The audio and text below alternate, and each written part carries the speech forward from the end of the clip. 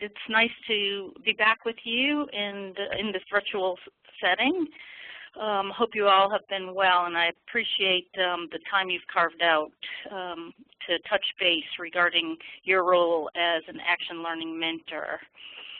What I wanted to talk about today is that first meeting with your team, and answer any questions that you might have thought about from our time together just last month, and then wherever else the conversation takes us. The first team meeting with an action learning team, to me, is probably the most important time that you have with your team. Not that the whole year isn't important, but if you don't set up, what I call set up, your action learning experience with them, you might experience problems as you work with them down the road. So I want to help us all be on the same page for that first meeting, and then talk about, what are the important things you hope to get out of that first meeting, and what frustrations you might have, and if you've been a mentor before, you can reflect on past experiences and share what went well, and perhaps what was maybe something you'd change. Let's just go around the room if we can virtually, and just have everyone again introduce themselves, and then we'll get started. So I'll call out the names. Brandon, do you want to introduce yourself and say hello? Sure. Brandon Hurley, Anderson County Health Department, Public Health Director. Just went through K-Philly last time, and looking forward to being a mentor this time. Great, thank you. Sean? Hello, this is Sean Crabtree. I had my phone on mute. It took me a minute to respond. I'm Director at Lake Cumberland District Health Department, beautiful Lake Cumberland. I've been a mentor for a long time. Went through K-Philly. I was in the 3rd class. The world's great. We got plenty of money. Everything's wonderful. Really? Plenty of money. Well, good for you. Thank you. Tori? I'm Tori Harris. I'm the Director for the Office of Health Equity, and this will be my 3rd time serving as a mentor. Great. Thank you, Tori. Valerie? I'm Valerie Hudson, Director of the Monroe County Health Department. I just went through K-Philly last year, and this will be my first time as a mentor. Wonderful. Well, again, thank you, everyone. Did I miss anyone? Okay, great. Well, so when we were together, we talked about what is action learning, and really what is the role of a learning coach versus a team facilitator, or other team leader, other roles you may be more familiar with. Even the term mentor, where typically that means you're a subject matter expert or someone that shares advice. A learning coach that's working with a learning team is helping that team balance learning with action. And not only just balance learning, but actually get to a level of learning that helps them transform how they do what they do. So that they're more effective, both in the team that they're working in during K-Philly, but also hopefully we're going to help them transfer some of their learnings to other work. Did anyone, let's just start off with going back to the beginning of April, and were there any reflections or questions that you had or thoughts that came to you after our time together that you want to share, get advice on? Use this time.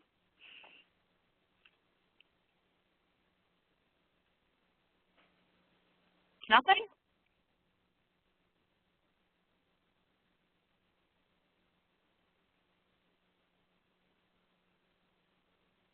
Are you still there?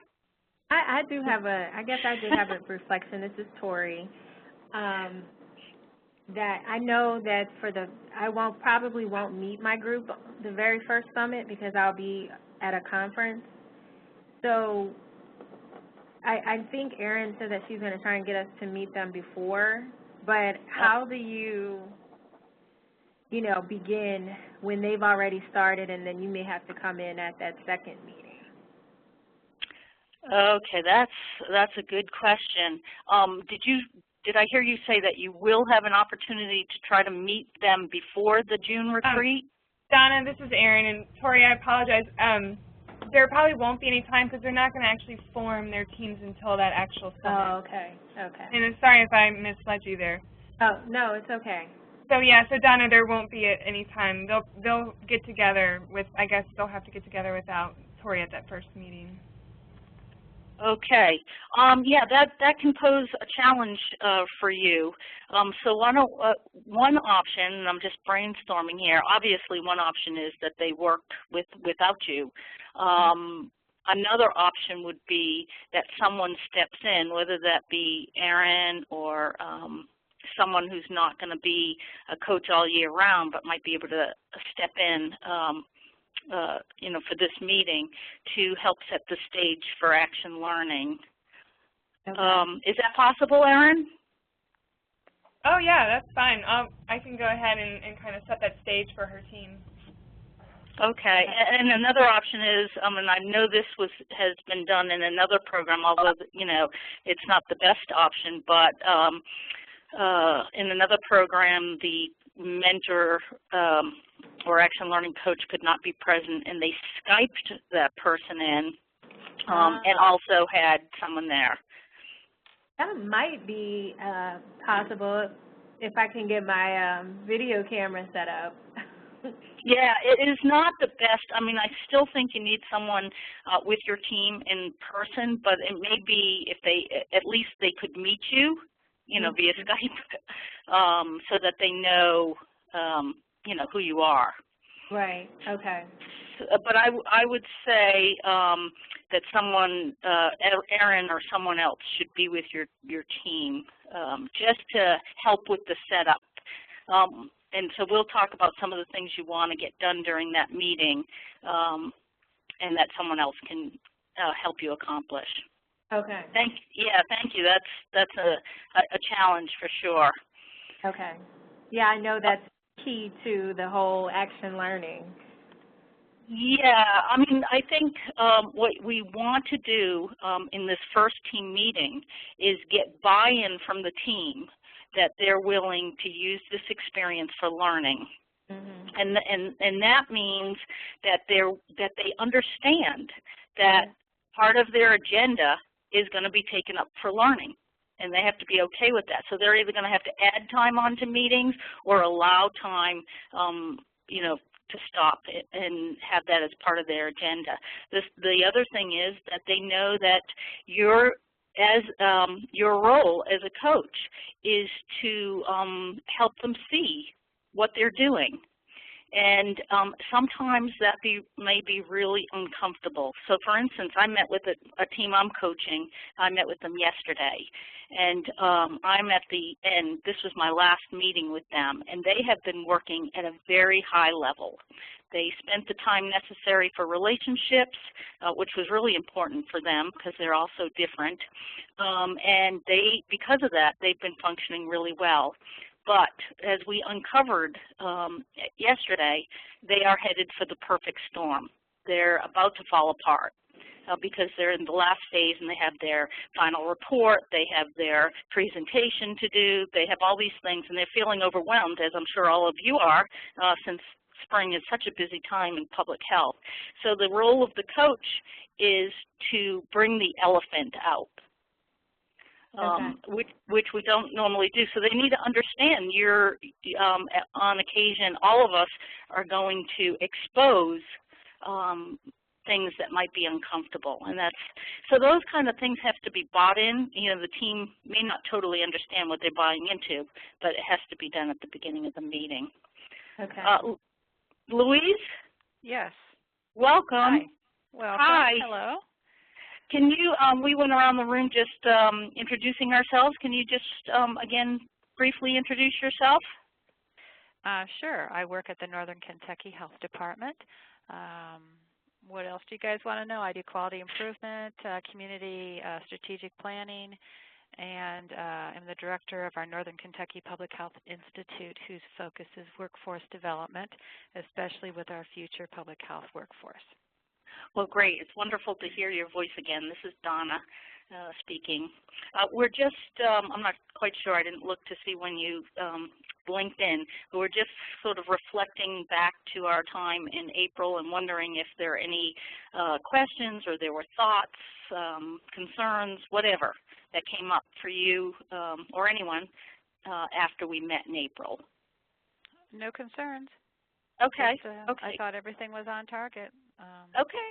So very excited. Great. So I'm reminded of, I think it was Sean or that had his phone on mute. I hope that you all participate actively. So jump in anytime. That would make us all a stronger learning community. Okay. So let me see. The first time you're going to meet with your team is during your June retreat.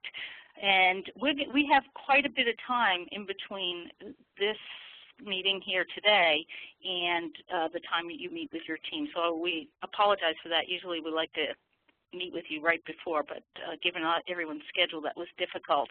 But Erin mentioned that this session's being audio taped, so I hope if you need to re-listen to it, feel free to do so. So we want to talk about this setup, and I define it as the orientation, the introduction, and the structure that's provided to the Action Learning team at the beginning of your work with the team. What kinds of things do you think you would want to accomplish during this time with your team, your very first meeting with them? What would you hope to accomplish? I think this is Sean. I think it's the opportunity to set the stage of what your role is and what their expectations are, and how that the Change Master project that they will be working on as a team ought to simultaneously be bringing out their leadership skills. Mm-hmm. Good. Yeah, so we're setting the stage, exactly. Any other thoughts on what you might want to accomplish? This is Brandon. I think the trust component, like we did, something that would make them feel cohesive from the start to hopefully remove some of those barriers of people not pulling their weight because they already feel some ownership to the group and to the members. Good. Yes. Yeah, we did talk about how important relationships are, and that is never time wasted to spend time building relationships. And you really need to do it as much in the beginning as you can. You're going to slow down their work together, which will be frustrating for those who are action-oriented, which is most of us, but you're going to slow it down, and it is not time wasted when you are building relationships and building that trust. You want to start that at this meeting. Thank you. Other ideas of what you might want to accomplish?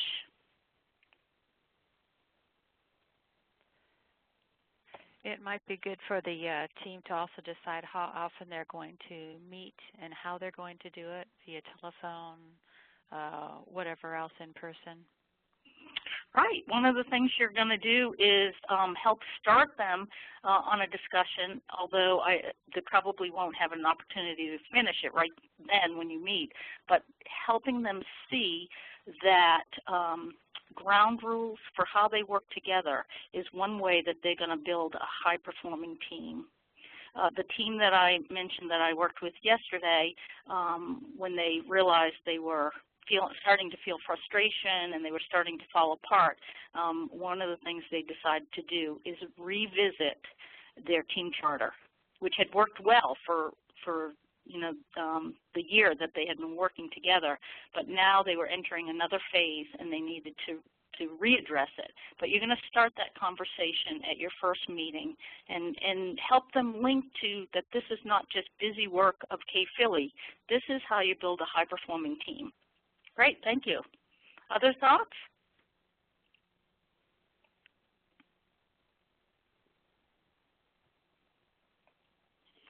I think you've mentioned much of what I would say as well. We talked about building, this is sort of a brainstorm list here, building trust, building the relationships between the team members, which might be obvious, but also with you. And this is where, Tori, I think your question about what if I can't meet with my team during the first meeting, if there's some way we can get them so they connect with you early, that would be good, so that they can start building that relationship. They also need to start understanding the roles of different stakeholders. We talked about the team charter or the team ground rules, and what their role might be as participants in K-Philly, as members of a team, but they also need to understand the role, your role, maybe the role of Erin and Cynthia and other key faculty members in K-Philly, and then any other key stakeholders. If their organization wants them to have, a sponsor, if they want to be linked back to the organization, you might have to clarify roles of other organization players. You want during this meeting for them, as I already said, to agree to action learning, an action learning approach. And then I already mentioned some of the ways action learning will impact them, both in time that it takes, but also the types of discussions they'll have.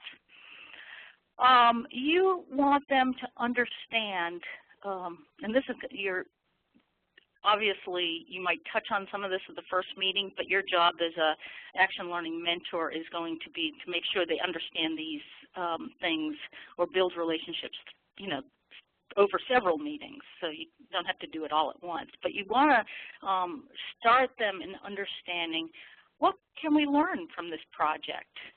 I think we probably mentioned in April that some people don't feel like they're learning if you're not giving them a new spreadsheet, a new formula, something they can see.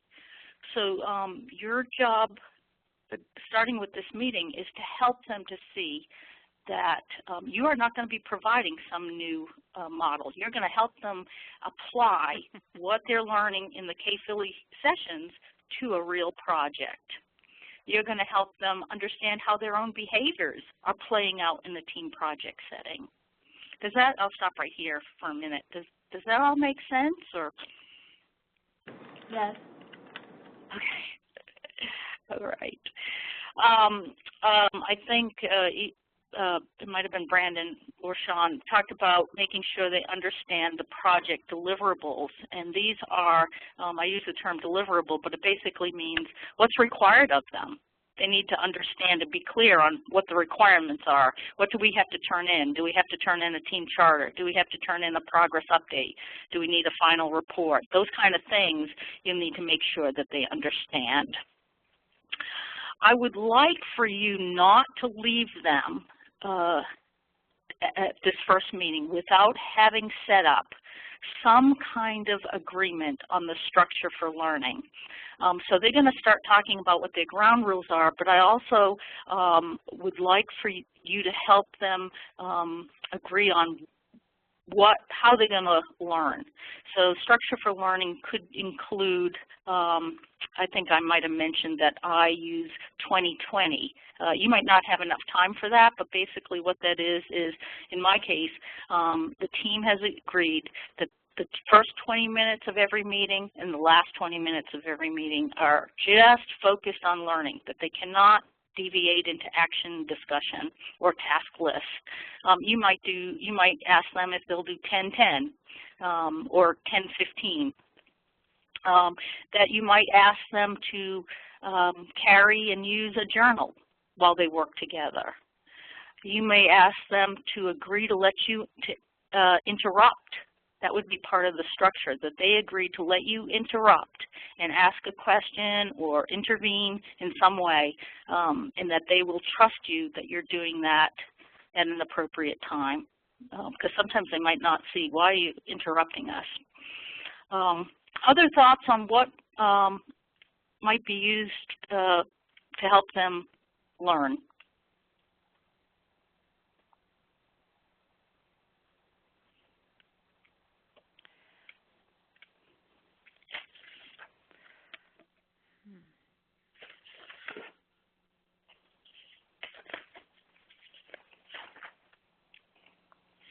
I can tell you that one of my other, one of the teams I coached, they came up with this, and I never use it, but the team came up with, they decided that at every meeting someone would take responsibility for bringing a new article on leadership to the group and having a few minutes to talk about it.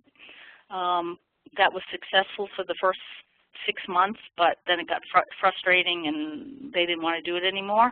But that would be another thing. Another thing you might ask them to agree to is that when you're not with them, if they have team meetings without you, that they agree to select someone who takes on the role of the reflective person or the lead learner. Not that they would take on the role of coaching or mentoring, but that they would agree to ask a reflective question sometime either at the end of the meeting or during the meeting. So do those strategies give you ideas for what you might do with your team? Yes. Okay, so every one of you is going to find your own balance of, what feels right to you as a coach. And some of you will be more structured than others. I know of a fantastic coach that doesn't ask them to agree to, 10-10. All he asks them is, at the end of the meeting, can we reflect and can I intervene at any time? So you will find what works for you, but I would really like for each one of you to identify what structure you're going to use for learning. Okay? You're going to help to set the team culture and environment.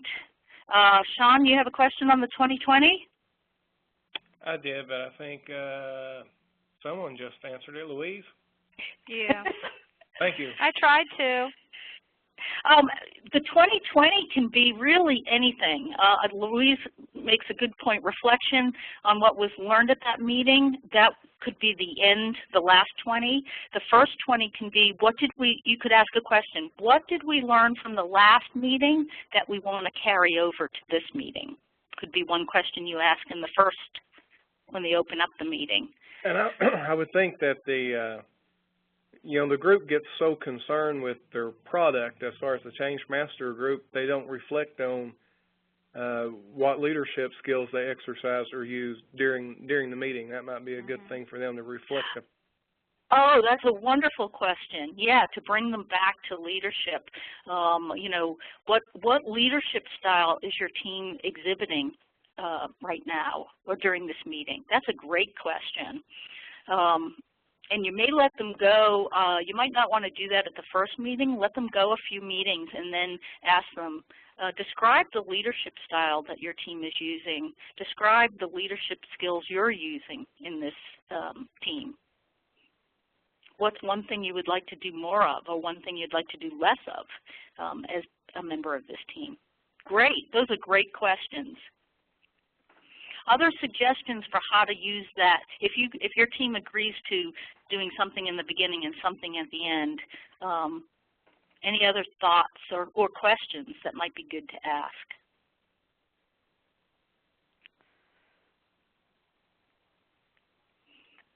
This is hard to do. Go ahead. This is Louise. Sometimes what we've done in a team is we've reflected on what we were working on in between meetings, and sometimes that came out in the first 20. This is, you leave at the end of the last 20 minutes at one meeting are, this is what I'm going to try to work on or something I'm struggling with. The next meeting, the first 20 minutes are, this is what I did with it or what I was able to do, or, gee, I wasn't able to really grow in this area. I'm really frustrated about this or whatever. So some of that reflection on some of the personal goals they're setting for themselves or as a team. I would just try to make sure that they don't focus on task during that time. It is very easy for them to start saying, did you call Mary? Did you call all these people you were supposed to do? Yeah, no, that's not what I was talking about. It was the personal leadership growth. I was trying to, I needed to have a crucial conversation with somebody, and you know what, I just couldn't do it. Or, you know, I did it, I went ahead and I did it, and wow, what a difference, what a breakthrough, and doing that kind of thing. Okay. Yeah, push them, you know, when they say, what a breakthrough. Ask them, you know, was that an energizing moment for you? And if so, why? Or were you deflated? Were you less energized by the project work at that time? Why? Why was that? So help challenge them. But that's great. Other thoughts on how to use 2020 as a method or structure for learning? Yeah, I think what you'll find yourself doing is, you know, just writing a list of questions and identifying which question, because again, you don't have too much airtime for their meeting, which question is the most appropriate for that meeting. And sometimes you'll kick yourself and say, ooh, I should have asked this question. I'm just reading Sean's email about the slides. Yes, we can send you these slides. That'd be helpful to you. But you're going to try to decide, you know, what's the best question for me to ask right now? I was doing that again with my team yesterday. I asked them to create a team timeline. And this is something I, as a coach, was trying to keep track of too, because they forget easily. They might remember some major things, but helping them to remember what they went through and what were key milestones, and also identifying, you know, when Sally said this, all of a sudden I was very energized by by this project. At that point, it was a changing moment for me. So we did this timeline. And at that point, I knew I needed to ask them to identify when did they feel the most energy around this project, and what was the hardest time for them. So you can use questions of extreme. What is the best time for you? What is the hardest time for you? And then have them discuss that and how it relates to leadership. Okay. So you want to, going down our list here, start the team culture and the environment. And one of the things you're going to do, I mean, because this is their team, but you're going to start observing their culture that they're setting up in their environment. That starts obviously very early, and you're going to see what things they let people get away with, whether it's coming to team meetings late and everyone just waits, or whether they're more structured. And then you're going to set the environment for yourself. And that is, where do you sit at the table, or do you sit at the table? I think I might have mentioned that I typically am away from the table, which is a little awkward, but my chair is totally away from the table because I am not part of the team. Other coaches like to be right there at the team, right at the table. So it will be up to you, but remember that you're helping to set this culture. I would like for you also to demonstrate or model the tools, some of the tools they're going to use. I mean, most importantly, I think at some point during your time with them, you need to introduce reflection and pose a question. And that may be at the end of the meeting, or you may ask them to stop somewhere midway and ask a question.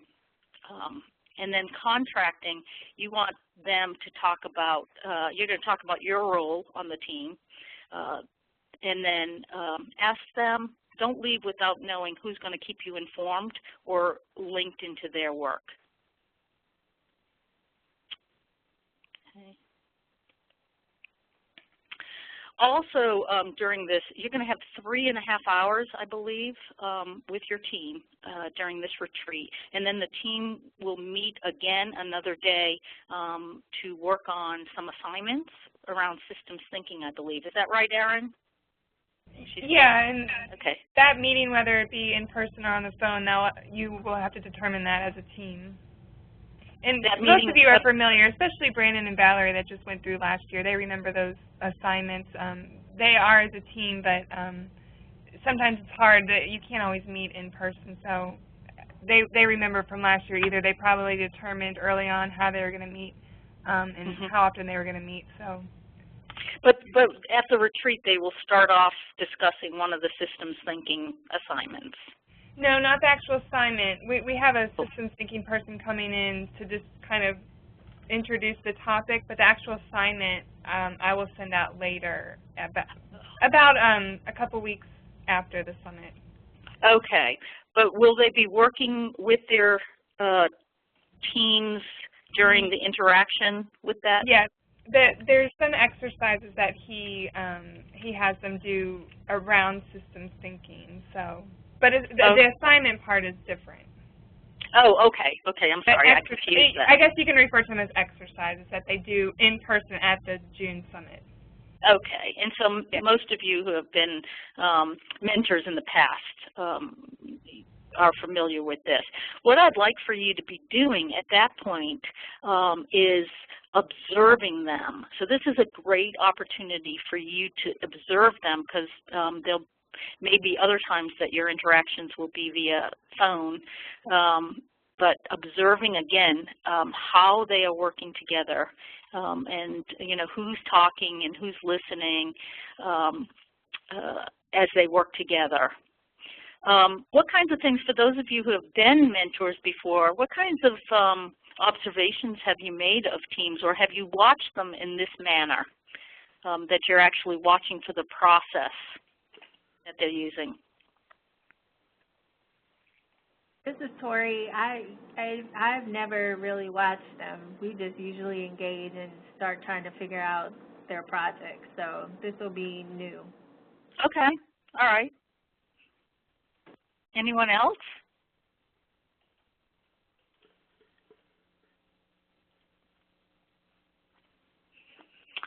Okay, so in some cases, when an individual works with the team, as Tori just mentioned, you usually just get into it and you're part of it, but you're not watching them necessarily with the lens on of an action learning coach, and that is looking specifically at how they're working together and taking notes so that you can keep track of things that might be good opportunities for you later to share with them what you're seeing. So keep that hat on, that you are an observer and you are their mirror, so that they can see what you see as you watch them. Because when they're in the heat of action, it's harder for them to see what's going on. Great. So there's a lot there. If you look over this long list here of all the things we're expecting you to accomplish during this first meeting, not to mention the things that Erin is asking you to do, which includes walking them through or helping with the personal mandala, having them talk about team frustrations, and those kind of things. But I think that links very nicely into relationship building and having an opportunity to do something together and have some dialogue. Any thoughts about what kinds of things you're going to hope to get out of this first meeting with your team?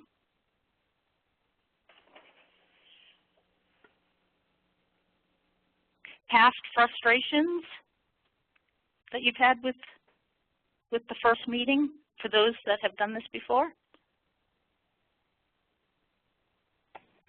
I don't think most of us have, ever done a group where we actually started with the kind of the action model. Mm-hmm. So to me the difference is, we're just more observers, kind of guiding their interactions and making comments and bringing out learning opportunities for the way the group is working together, and less about technical support and things along that line. Right, and that's a hard balance, especially if you're career has been spent, or at least the most recent part of your career has been spent more providing technical assistance or helping to lead teams, which many of us have done. And so now I'm asking you to really, your job is to help them learn, help them see what they're learning, not learn as in provide them a new tool. They're going to get that from the faculty. Your job is to help them get the most out of that. So you're right, it's a little bit of a switch, and I'd like for you to keep track as we meet together of how frustrating that is for you, or whether it's going smoothly. We'll all have probably ups and downs as you work with your team. Great, so your job is to make sure, or at least help them start to understand the action learning process. This is not just any team project. This is one that they could write a book on, or a paper from a course on what you can learn from real work. Good. Any other comments about frustrations or things you've seen from previous teams that you're thinking about that might come up?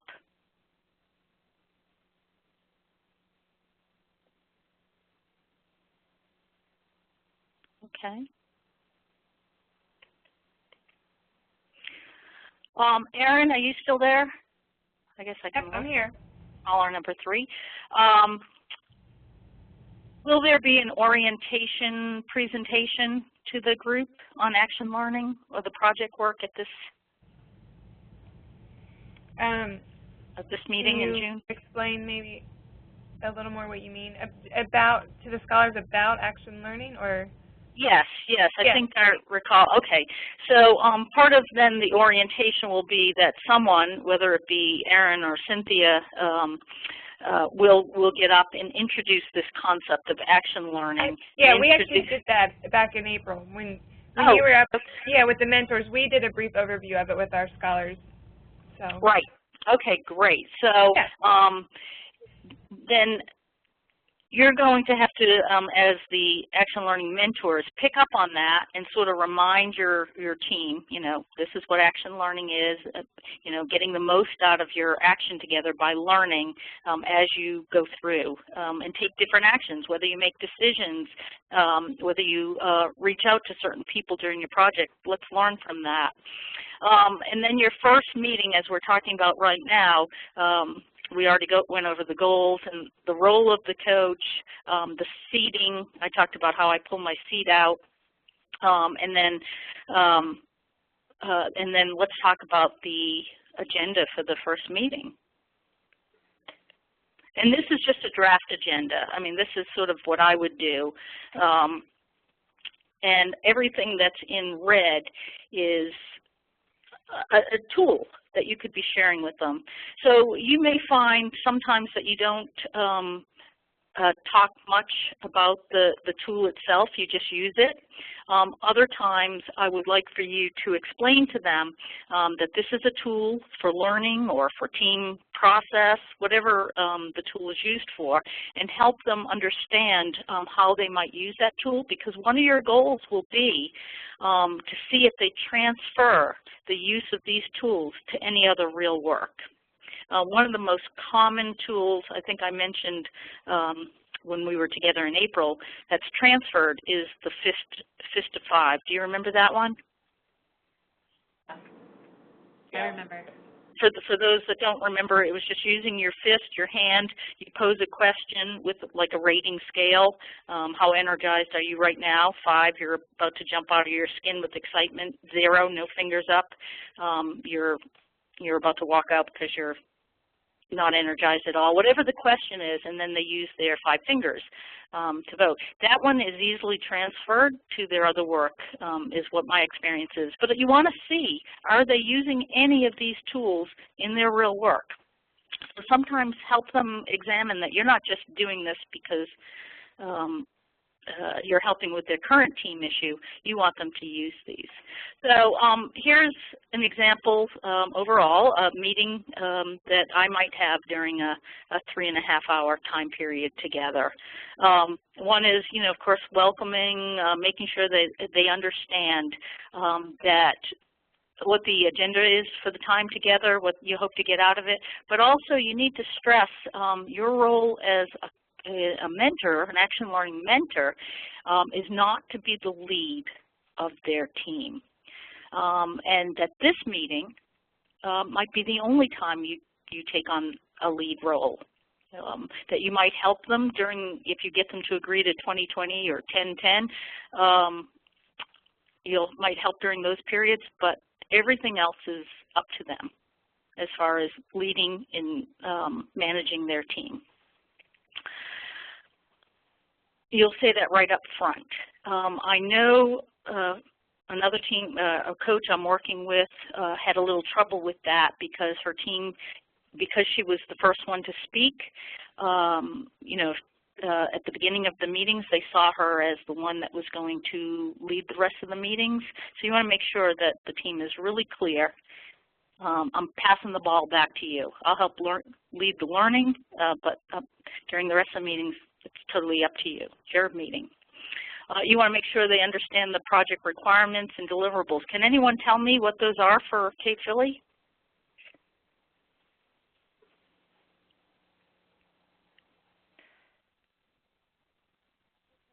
I think they've changed some, have they not, other than the project? I mean, it's the books and the... Oh, thank you, Brandon. You're actually thinking bigger than I am thinking. I'm thinking just specifically regarding the project. Yeah, because you're right. There are, I guess, other assignments and stuff. But related to the project, what kinds of things must they turn in? They have an actual paper they have to turn in, and then they've got some sort of a presentation at the very end that they have to do for the entire group. Okay. And hopefully there's some sort of a service, that project, whatever that is happening out there. Say that again? I didn't hear. That project itself is the one thing, whatever it is.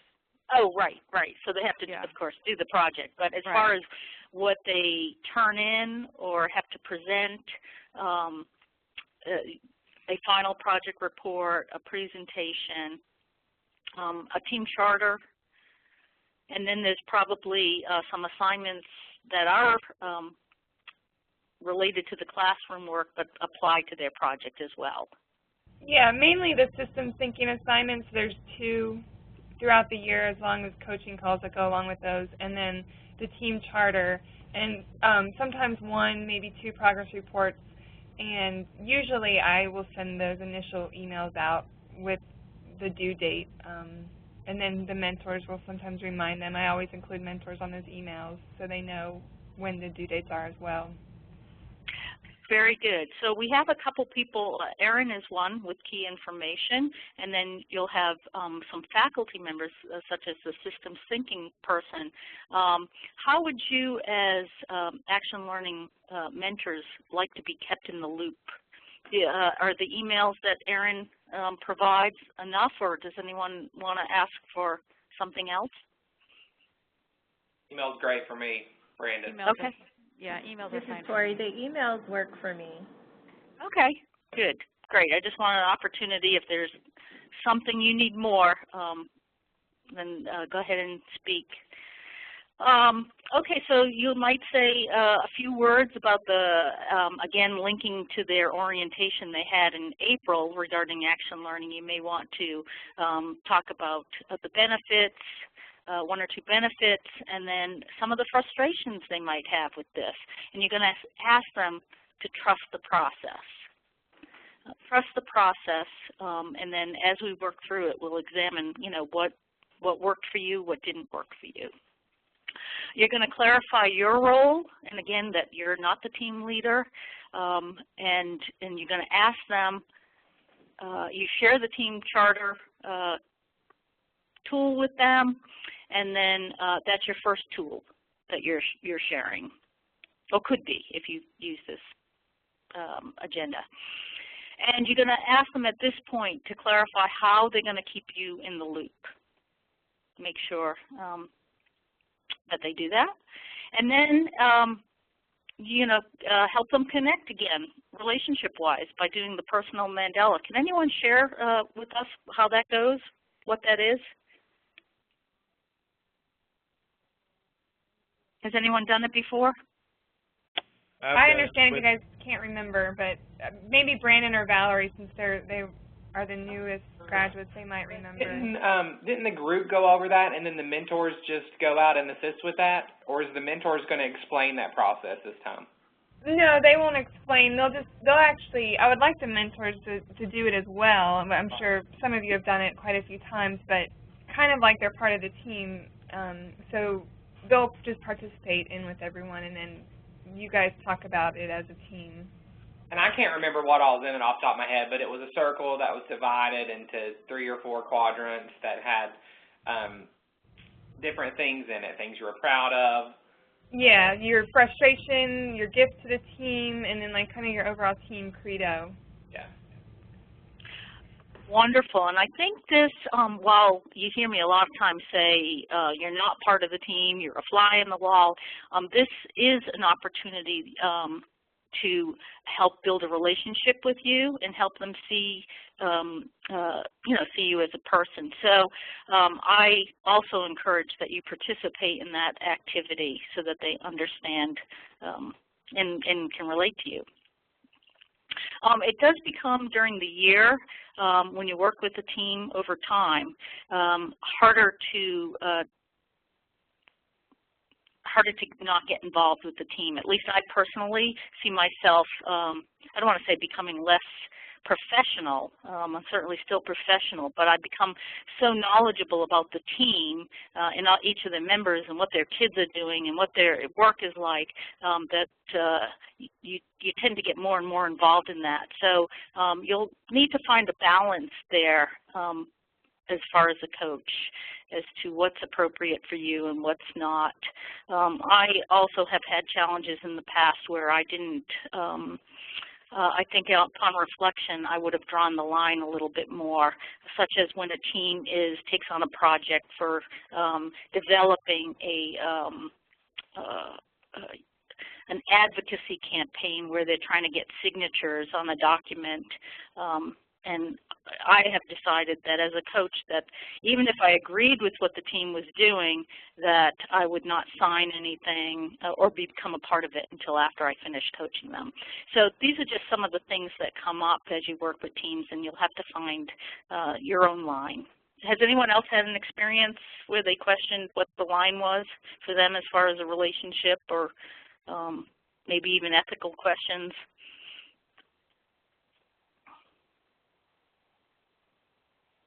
None? Okay. Well, if you do during the year, if you're wondering, we can all help you think it out. Lots of times I think the groups want the mentor to play a more active role and to be a kind of a participating member in doing some of the work. Mhm. How would you handle that? Well, most of the time, I have just said, I'm not a member, and I wouldn't have time to do a whole lot, even if I could.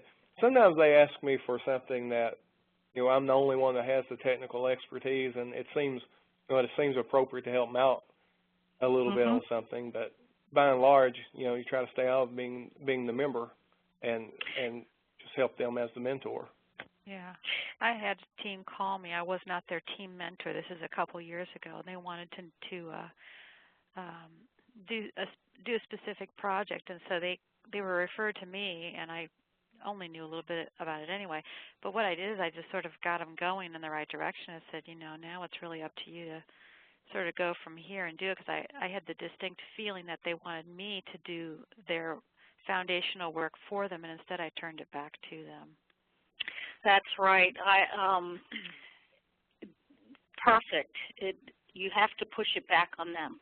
It is their work. Your role, again, is to just help them learn from it, but not to do it.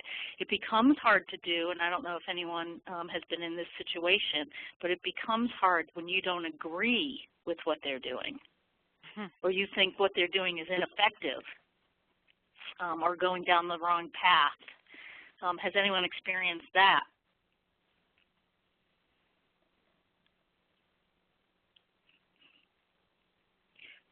Well, sometimes you might be, as you are in this role, you might be frustrated and wonder, you know, what do I do if I think they're failing?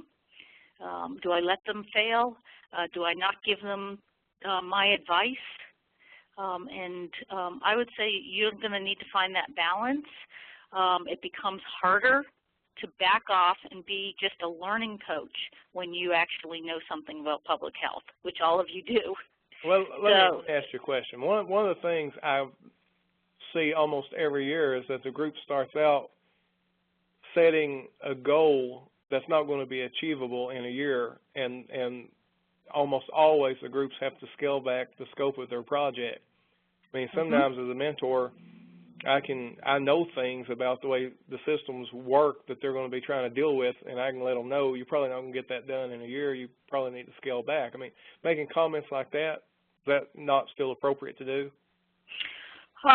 You know, I would say if in the purest action learning coach, I would not do that.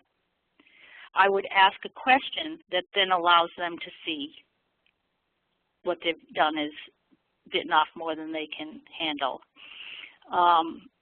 Now, that's a tough balance to know when to express your own opinions or your own experience and when to sit back. But in the pure learning coach mode, your job would be to ask a question. And even if you don't get the right answer, you know, the answer that you're not right, but what you're thinking, you ask a question and let them just have dialogue. Eventually, of course, they'll see that they've bitten off too much. Could you not give that guidance, though, sort of when you go over the project requirements and deliverables, just to, you know, not say, hey, don't pick something too big, but to remind them that, you know, there is a specific amount of time that you have to consider that when you work on your project and your, you know, your final outcome or goal? It might be, you know, since you're taking a lead role in this first meeting, or you have more of a lead role in this first meeting, dropping in a comment like that would be fine. But as they go along, I encourage you to ask questions and as your role, and that and to be thoughtful about your questions, because often our question will be, don't you think you've bitten off more than you can chew? That's, you know, that's sort of implying that you think they have. So can anyone think of a question you might ask to help them understand, you know, the extent of what they've decided to do? Someone throw out a question or write it in the chat. So get us started on brainstorming.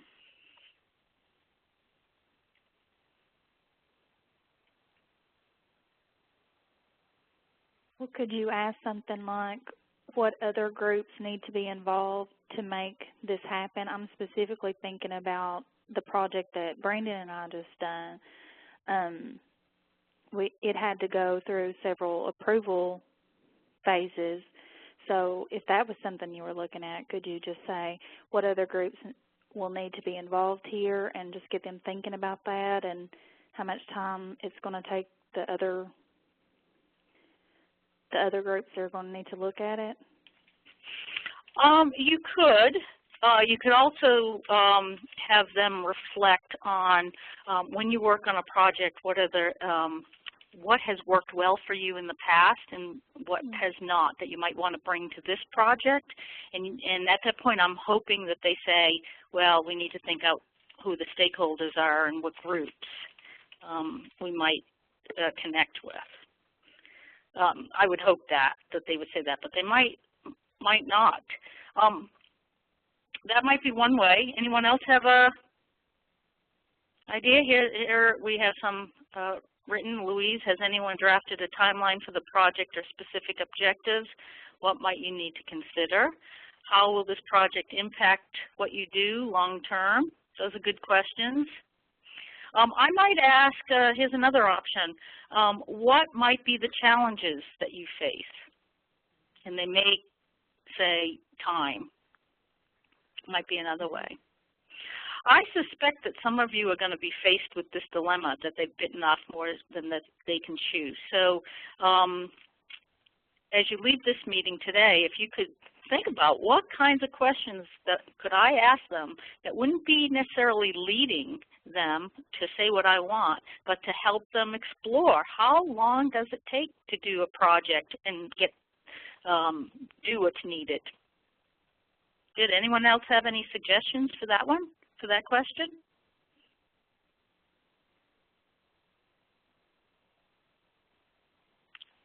Okay, so we know that sometimes that your role is going to be not going to be clear, and that they're going to try possibly to get you to do something. It's also likely that because they're unclear, they will look to you to get you to shake your head to say, yeah, that's right, or and you know they'll be saying, well, I think we have to turn in a team charter, and then they'll look at you.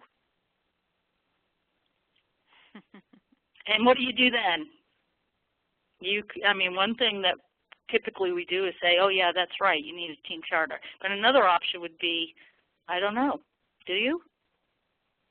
And then let them look in their program materials. If it's something that small, couldn't you just say yes?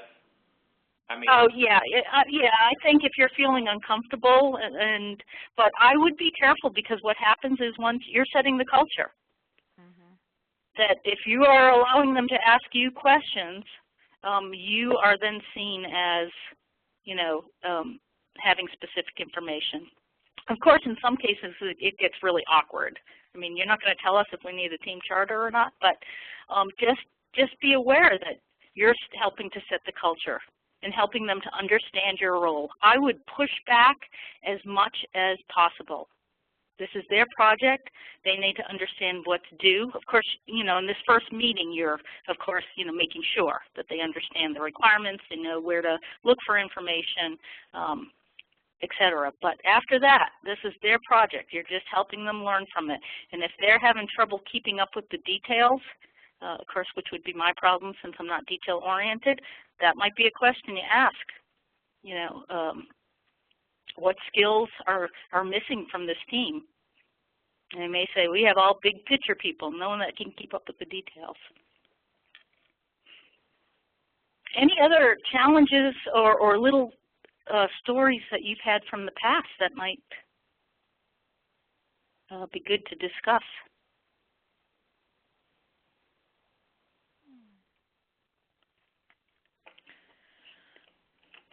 Okay. So you want to definitely share the tool of reflection and journaling. This is a leadership practice of reflection. Those organizations that are learning organizations are the ones that are highest performing, so you're going to start with sharing the tool of a stop, reflect, write, and you remember that that includes asking a question. It could be as simple as what just happened here for you, and that would be after the personal Mandela exercise. I think we did that, right? Where we just said what happened to you after we did a little exercise. Let them reflect quietly, write down what happened to them, and in this exercise you ask them to read what they wrote. If you use stop, reflect, write. Just read so that they're just doing the top of the head thoughts, and then if there's something that you need to discuss after they read what they wrote, then you can use that time to discuss. But I'd like for you to share that tool of reflection, stopping, reflecting, and writing sometime during your meeting with them. And then you want to ask them specifically, do you agree to use this opportunity for learning as well as the action that you need to take on a project? And I think Erin would like for you to get started, allow them time to talk about their project, which if you have time for that at this 3.5-hour meeting, which you should, that you then back your seat away from the table. You say, I'm now turning it over to you. And see how they do this. Do they pick a leader? Do they just start rambling? Does someone get up and scribble on a flip chart? How do they do that? And then not leave that 3.5 hours without starting the 20/20 or whatever they've agreed to do by asking them to use a few minutes at the end to reflect. and pose a question. So again, while you're watching them, you may start trying to identify a question that might be good. How's that sound? Wonderful. Okay, that's a lot to cover in 3.5 hours, especially with the the relationship building and providing them time to work on their project and everything. And also, I think their team charter is something, of course, that they'll start to work on. I wouldn't necessarily let them jump into the team charter discussion. You can see that I have it pretty high on this agenda. I would mention it to them, make sure that they agree on how they're going to interact with you or connect with you, keep you in the loop. But the team charter itself discussion can be down towards the end when you turn the meeting over to them. That way you're sort of backed off at that point. Hi, David. Hello. Welcome. I'm sorry. I was on Central Time. Oh, sorry, David. Thanks for joining us. We're glad you're here. This is Donna Dinkin, and we're talking about the first time you meet with your team in June. We're just trying to make sure that we all start off the same way. You will each have your own sort of flow as an action learning coach as you go through the year with your team. But we'd like to all start out the same way, and specifically making sure that you ask your team to use this experience for learning as well as action. I can tell you, and this is where Tori, when we opened our discussion today about you not being able to meet with your team, we will definitely make sure, or Erin will, that your team is covered with someone who can help them walk through and these different items. But I can tell you from experience, having been assigned to a team, an action learning team, we didn't go through this kind of a process in the beginning, and then me trying to be an action learning coach midway. The team tolerated me, when I tried to ask a question, but basically was frustrated by my presence. And I was frustrated too. I didn't even know what I was there for. It got to the point. When is this first meeting? It's in June. Erin, what? June 15th and 16th, yeah, Pine Mountain. I'll be able to make that. Okay, good. I'll be there. We'll be glad to have you there. I'm okay. Great. Okay. Any other thoughts, concerns, either about this meeting or subsequent meetings with your team? Again, I guess I didn't write this on here, but as someone said earlier, you don't want to leave the meeting without knowing at least what the team's going to do for its next meeting. When they're going to meet and how they're going to pull a meeting off. Are they going to pick a leader? Are they going to pick roles? That will be some of the discussion they have in their team charter, but you want to make sure you understand or that they have something set so they don't leave the retreat without knowing what they're going to do. Okay. Other thoughts, questions?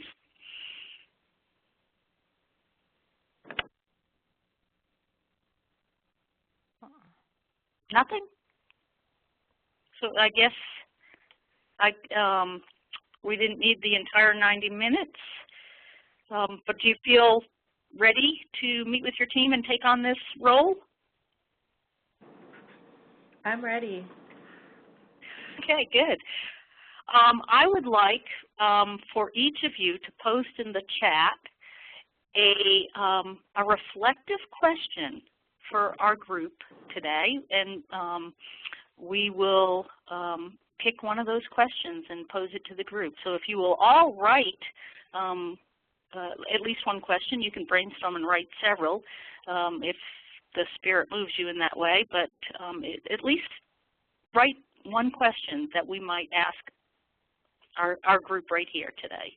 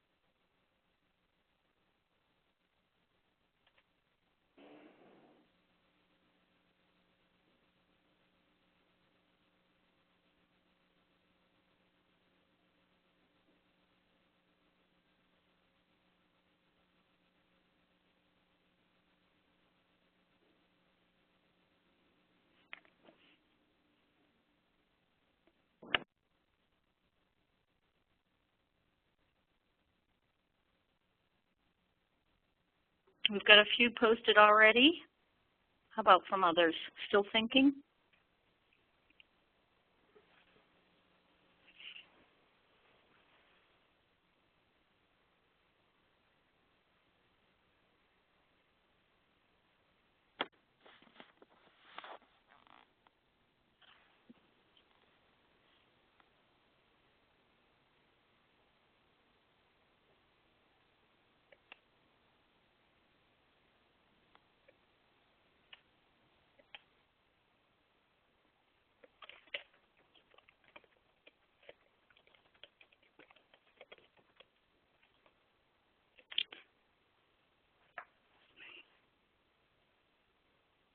Any other questions?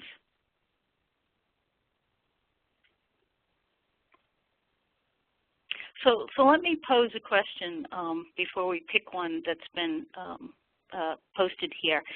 How difficult or easy was this to do, to identify a question? And I'm just throwing that out to the group. Easy. Easy? I thought so, because I had about 10. Oh, okay, but you didn't post any. Oh, yes, I did. Oh, you did? Okay, Brandon, I'm not seeing it. I got one. Oh, I did all attendees. Maybe that's why. Okay. I'll do it again. Sorry. Okay. How about others? Easy, hard? Pretty easy. Moderate. Yeah, I think you know, it will be hard for some of us and easier for others. I actually used to stress a lot about it because I always felt this pressure to ask just the right question. Sometimes there is just the right question at the right time, and other times it's sort of trial and error. But great questions here, if you can all see them. Erin? Here. Can you see the questions that are posted? A couple from, let's see, Valerie, Louise, and Tori, all the questions. Can you pick one for us? Okay. Let's see, Brandon's, that looks like a new one. I really liked Tori's question. Okay. I like them all, but I think Tori's would be a good one to answer. Okay, great. How does being an action learning mentor contribute to your own success as a leader outside from the group? And I'm assuming, Tori, you meant outside from being a mentor with Kay Philly. Yes. Okay, great. So what we'd like to do, we'll pose that question to the group. If you would take a piece of paper and jot down what comes to mind, and then we will ask each person to read what they've written. There are no wrong or right answers. This is just what's at the top of your head. So take a minute. Please respond to her question.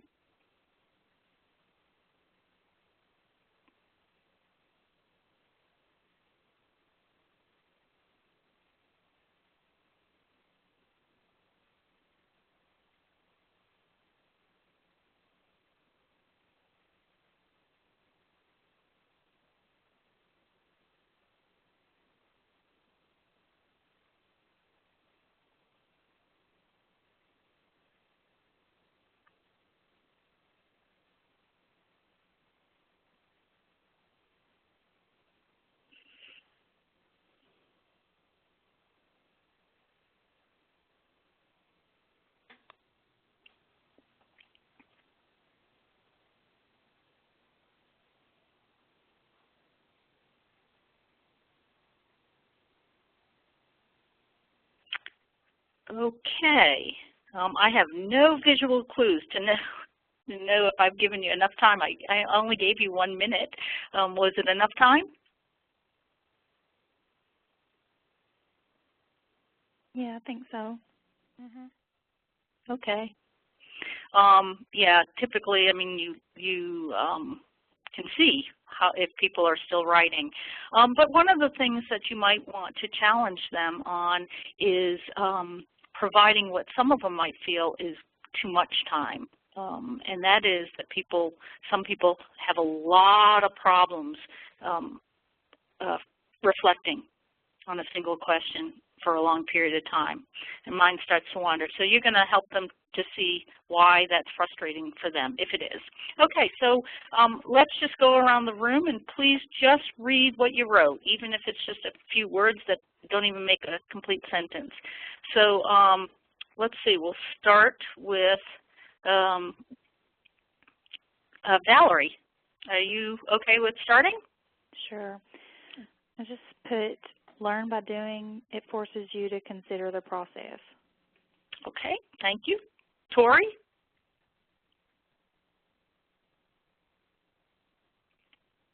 Tori, are you with us? I'm sorry, I didn't reflect on it because it was my question. I'm sorry. Okay.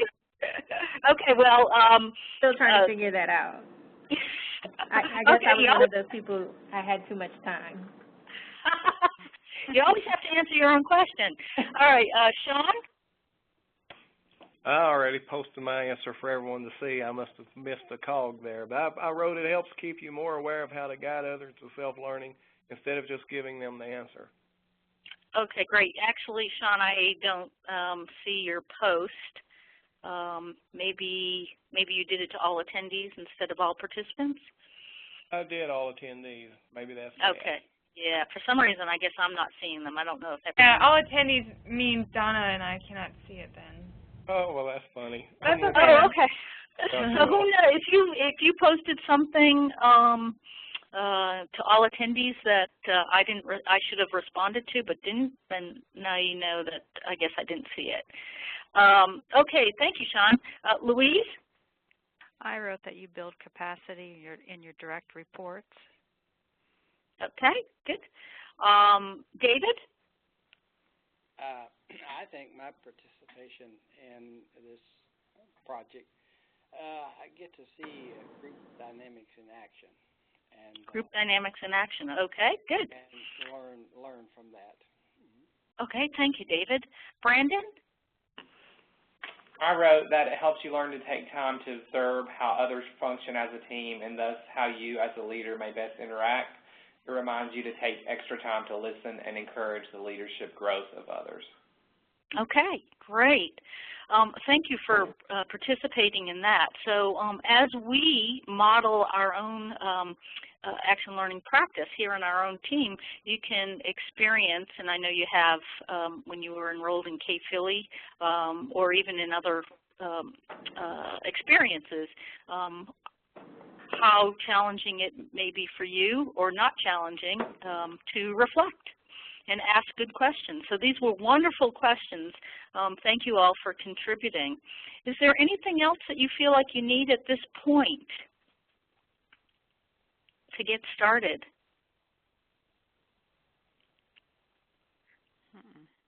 Okay, I'm available to you via email, and should we need to have an individual conversation, if you run up against a question or a challenge with your team, feel free to bounce ideas off of me. But we will also be meeting throughout your time together for about, I think, maybe 4 more virtual meetings just to brainstorm, help each other, and become better action learning coaches. So as you do something that worked really well, please share it with the rest of us. And if you do something that didn't work well, that's equally helpful. So good luck with your first meeting in June. I look forward to touching base with you and seeing how that goes. And I want to thank everyone as well for joining us today. And I just want to direct one quick comment at David. David, this is being recorded. I haven't let you know that yet, so you will be able to listen to the first part of the conversation. Well, thank you. I'm sorry. I was thinking 1 o'clock, and I was thinking Central. I forgot to read your email carefully. That's okay. No problem. That happens. Great. Okay. Well, again, good luck. Drop me an email if you have a question. Otherwise, we will schedule another meeting at some time that most of us can meet, hopefully all of us, and then we'll hear how it all went for you. So good Yeah, luck. Great. Thank you so much. Thank you. Sean, can you stay on for a minute? I can. Okay, we'll just talk about meeting with your team. Okay. And I'll just. it's okay, I'm going to stay on too so the line doesn't get disconnected. Oh, thank you. Bye, everyone. Bye. Bye-bye, thanks. Bye.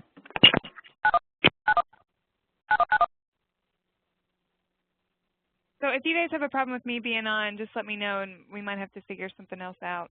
But so. No, I don't think so at all, but do you want to turn off the recorder? Let me do that right now. Thank you for reminding me. Okay.